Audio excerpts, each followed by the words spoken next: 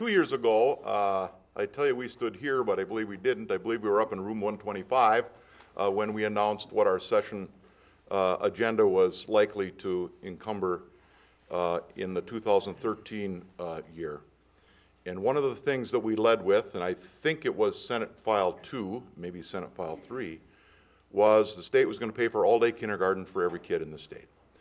And I'm very, very pleased to stand here today and want to thank the governor and the House Democrats for being willing to grab on to the Senate's leadership on all-day K. Senate File 6, we hope to take it to the next level and start to invest more dollars in pre-kindergarten in our public school system so that more and more of our kids are more prepared to enter kindergarten. So early childhood funding, there have been a lot of studies done, right, about the tremendous payback that has in our society as young learners that are prepared for kindergarten and elementary school have much less problems along the way. Their earning capacities stronger, their crime rates are lower. There just are a lot of good reasons to invest in early childhood. So I'm really pleased today that Senator Hoffman is here. Senator Hoffman, because he's a longtime school board member and understands the K-12 education system and understands the importance of early childhood. So Senator Hoffman. Thank you.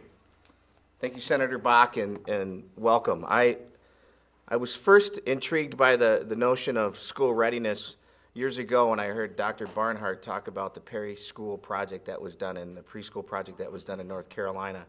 And having spent my early 20s and early 30s doing early childhood work, both on the federal level and the state and local level, we kept saying, what's the one predictor that's going to get somebody ready for kindergarten? And there's a good continuum of services and support in the school system, including preschool. And so what we have in front of you today is a 4K for kids.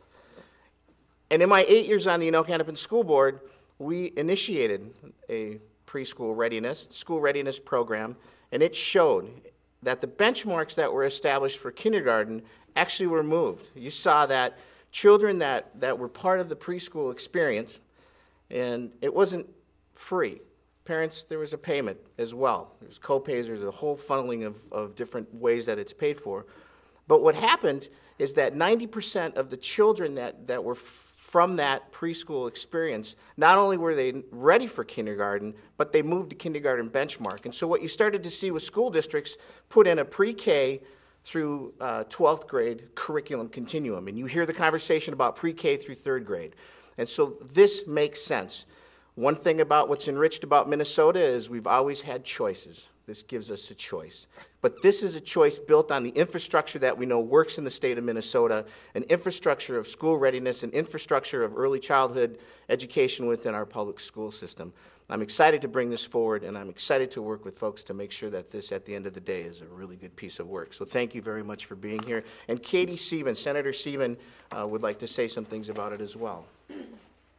Thank you, Senator Hoffman. I just wanted to add an additional point that Minnesota has among the highest participation of women in the workforce of any state in the country. And so an added benefit of the 4K bill that Senator Hoffman is going to carry is that it will help families' economic security. It will help the middle class throughout Minnesota, because when children are in school at an earlier age, they have the benefit of being more prepared for kindergarten, but it will also help families' economic security in that families won't be paying as high of costs for daycare costs, and the children will be getting a good education. Thank you. You talk about pre-K. Are you talking about universal pre-K, every kid? And I mean, is that something you phase in? Is there eligibility requirements for funding? I mean, how does that work? That's a lot of kids. It's a lot of kids, but you also remember Minnesota is a land of opportunity for choices, and this is a volunteer program that already takes advantage of our existing infrastructure within our public school system. You have school readiness, early childhood family ed, you got early childhood special education, you got scholarships that are still going to be available for families. So it really enhances and builds what we know is works well within our research-driven field. How many kids do you think you could The program is certainly scalable, but what we do know is that close to 15,000 children in Minnesota when they reach kindergarten are not prepared. So we're really targeting those children. But it's also important to note that a lot of families can't afford to send their children to high-quality preschool programs. We also know that the public school system around Minnesota, in rural parts of Minnesota, in the metro, and in St. Paul public schools, for instance, have public 4K programming that is having tremendous results. And we look forward to talking about those results as the bill moves forward. How many kindergartners are there each year? You said 15,000 aren't prepared. 15,000 aren't prepared. I don't know. I think it's like 30,000 or 35. I don't have it in front of me. So half are not prepared? Correct. Roughly half are not prepared for kindergarten when they enter.